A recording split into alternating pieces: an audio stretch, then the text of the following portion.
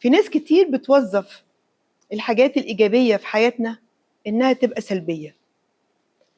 زي مثلا نوبل لما اخترع المتفجرات ما كانش ناوي يدمر البلاد، كان ناوي ياخدوها بصفة إيجابية، إنه يساعد في المعادن، يغني البلاد.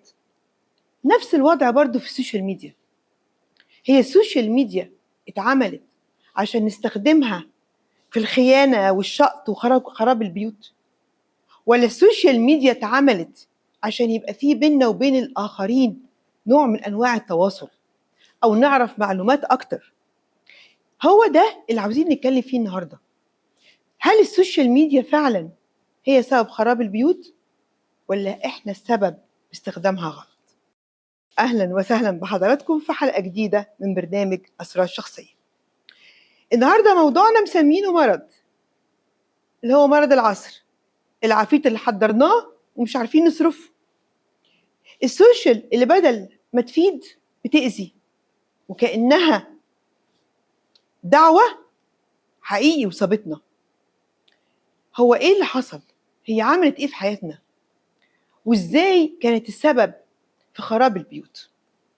نطلع فاصل ونرجع نشوف أول حكاية من حكاياتنا النهاردة. ابقوا معنا.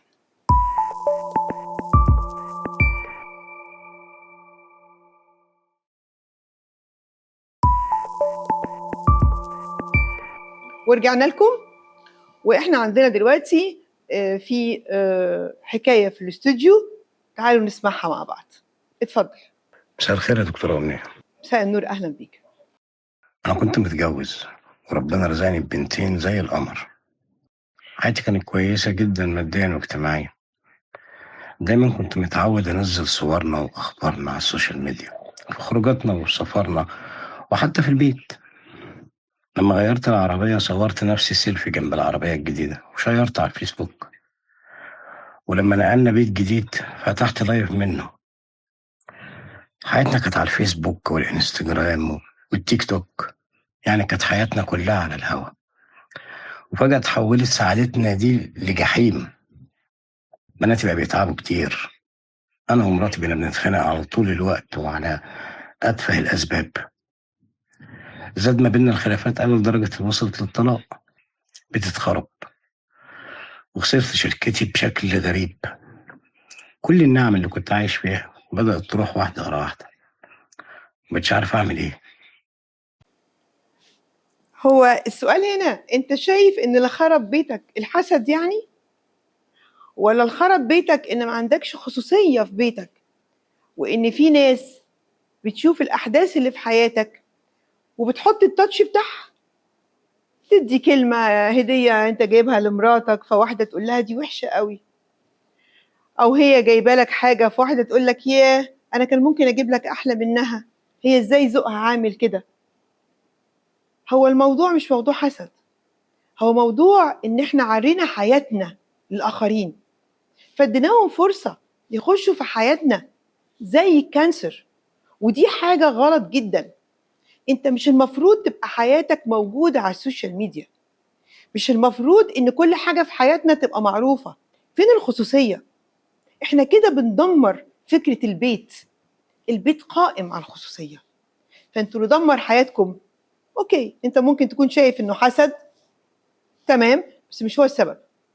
السبب الحقيقي انه اديتوا فرصة للناس انها تحط التاتش بتاعها في حياتكم لما خربتها. نشوف كده ايه معانا تاني. عندنا رسالة بيقول فيها مراتي قاعدة على التليفون طول الوقت، ده خلاني اشك ان في حاجة غلط، وكل ما اكلمها تقولي هو في ايه بس، ما انا بسلي نفسي. ركزت معاها شوية وخليتها يوم كده مشغولة ومسكت تليفونها، لقيتها عاملة صفحة على الفيسبوك باسم غير اسمها وبتتكلم مع واحد تاني. انا بجد مش مصدق. انا بحبها وخايف ان انا لو واجهتها اخسرها. اعمل ايه؟ تعمل ايه في ايه؟ مراتك بتكلم رجالة على السوشيال ميديا، تعمل ايه في ايه؟ يعني انت عشان ما تخسرهاش هتكمل كده؟ يعني الست دي هتقعد كل يوم تكلم راجل تاني غيرك وانت عشان ما تخسرهاش مش عايز تتكلم؟ لا طبعا، واجهها. دي كمان عندها نوع من انواع الخلل النفسي. هي عايزه تعيش في واقع هي مش فيه، وده جزء عليك انت.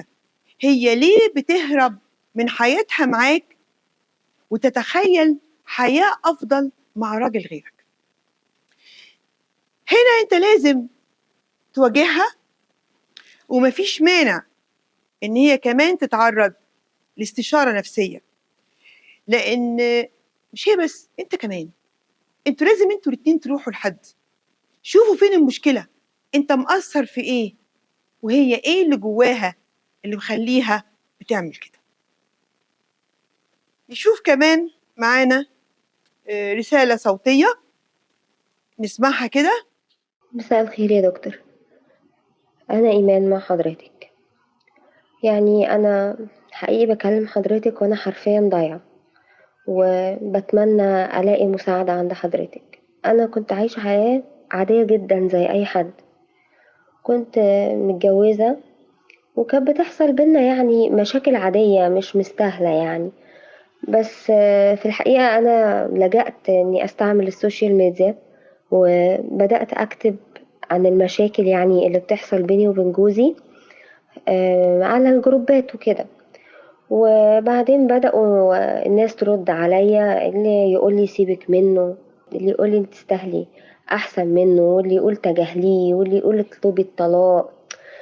ويعني بصراحة سودوا العيشة في وشي، يعني بقيت مش طايقاه خالص. وطبعا هو كمان ما بقاش طايقني، يعني تصرفاتي اتعكست عليه وما بقاش هو كمان طايقني.